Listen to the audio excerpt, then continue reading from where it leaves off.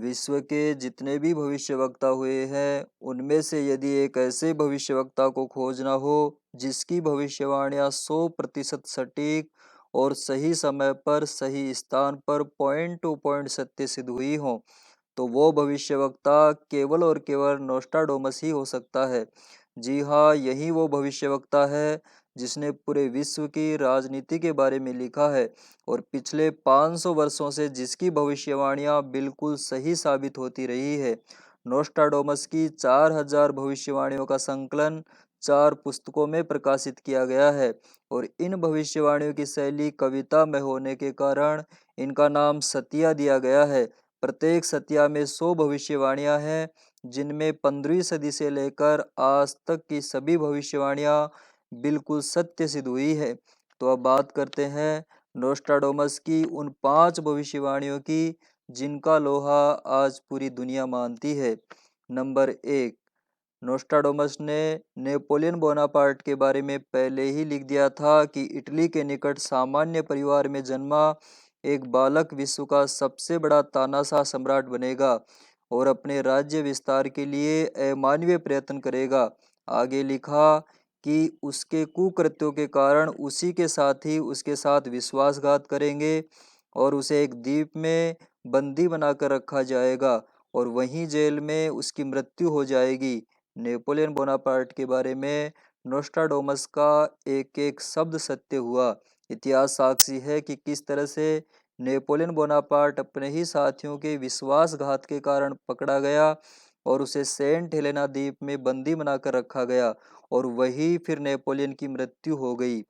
Number 2, Hitler के एक निरंकुश शासक के रूप में उभरने वाली बात का उल्लेख भी नोस्ट्राडोमस ने कर दिया था। नोस्ट्राडोमस ने हिटलर के बारे में लिखा था कि राइन के निकट ऑस्ट्रिया के पर्वतों में सामान्य परिवार में एक ऐसे व्यक्ति का जन्म होगा जो पोलैंड और हंगरी की रक्षा तो करेगा पर हिंसक क्रांति का आश्रय लेने से उसका भविष्य अनिश्चित होगा। आप सभी जानते हैं कि किस तरह से हिटलर ने पोलैंड और हंगरी की रक्षा तो की, लेकिन हिंसक तरीकों का सहारा लेने से हिटलर का पतन हुआ। इतिहास प्रसिद्ध इस घटना के बारे में भी नोस्ट्राडोमस का एक एक शब्द सत्य हुआ। नंबर 3, द्वितीय विश्व युद्ध के विषय में नोस्ट्राडोमस ने सैकड़ों वर्षों पूर्व लिख दिया था कि 8 अगस्त 1945 की सुबह एक ऐसी घटना घटेगी जिनमें जापान के साथ चल रहे युद्ध की स्थिति एकदम बदल जाएगी और 18 अगस्त तक युद्ध विराम की घोषणा भी कर दी जाएगी। यहाँ भी नोस्ट्राडोमस का एक एक शब्द सत्य हुआ। जी हाँ, 8 अगस्त इतिहास का वह क्रूर दिन था जब हिरोशिमा पर बम गिराया गया और उसके बाद नागासाकी पर, जिसके फलस्वरूप 1 लाख से भी अधिक व्यक्ति मारे गए। इस भयंकर वज्रपात से जापान बुरी तरह लड़खड़ा गया और आत्मसमर्पण कर दिया और उसी के साथ 18 अगस्त को युद्ध विराम की घोषणा भी कर दी गई। नंबर 4 पे देखें तो लुईस पास्चर नामक वैज्ञानिक के बारे में नोस्ट्राडोमस ने लिखा था कि इस वैज्ञानिक के द्वारा एक ऐसी दवा तैयार की जाएगी जिसके द्वारा जानवरों द्वारा फैलने वाली बीमारी का निदान होगा। और आप सभी जानते हैं कि लुईस पास्चर ने रेबीज नामक टीके की खोज करके पूरे विश्व को इस बीमारी से छुटकारा दिलाया था। नंबर 5, लंदन की 1666 वाली अग्निकांड की घटना के बारे में नोस्ट्राडोमस ने बता दिया था कि सैकड़ों लोग बेमौत मारे जाएंगे। ये थी वे भविष्यवाणियां जो 100% सत्य सिद्ध हुई है। आज तक के इतिहास में ऐसा कोई व्यक्ति पैदा नहीं हुआ जो नोस्ट्राडोमस की इन भविष्यवाणियों को गलत सिद्ध कर पाया हो। नोस्ट्राडोमस की कुछ भविष्यवाणियां भारत देश के बारे में भी हैं जो निकट भविष्य में सत्य सिद्ध होने वाली हैं। नोस्ट्राडोमस की हस्तलिखित पुस्तक सेंचुरीज में लिखा है कि 2050 तक भारत विश्व की एक महाशक्ति के रूप में उभरेगा। बहुत से देश भारत को दबाने की भी कोशिश करेंगे और पड़ोसी देश उस पर कई हमले भी करते रहेंगे, लेकिन भारत के ऊपर दैवीय शक्तियों का संरक्षण होने की वजह से ये देश उसका कुछ भी नहीं बिगाड़ पाएंगे। उन्हीं दिनों पूरे विश्व पर भयंकर प्राकृतिक आपदाएं और महामारियों का दौर शुरू होगा जिससे सभी देशों की हालत बदतर होती हुई चली जाएगी। लेकिन भारत देश दिन प्रतिदिन उत्तरोत्तर वृद्धि करता हुआ चला जाएगा।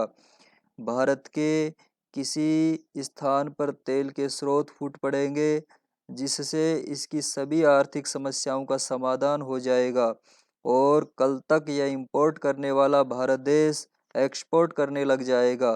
भारत में एक ऐसा महापुरुष पैदा होगा जो आज तक के इतिहास का सबसे शक्तिशाली और समर्थ व्यक्ति होगा।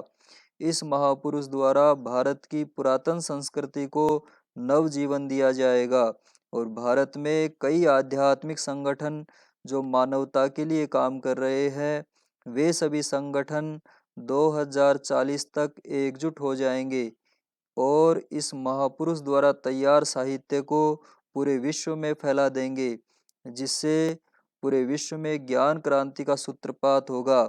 यह क्रांति विशुद्ध रूप से आध्यात्मिक होगी और भारत देश फिर से अपने आध्यात्मिक मूल्यों से पूरे विश्व में शांति का साम्राज्य स्थापित करेगा। उस महापुरुष के इस दुनिया से चले जाने के बाद ही उसका यह मिशन पूरे विश्व में फैलेगा और सबके सामने आएगा। यह क्रांति राजनीतिक न होकर आध्यात्मिक ही होगी और उनके ये शिष्य समुदाय ही उनके मिशन को पूरी दुनिया में फैलाएंगे।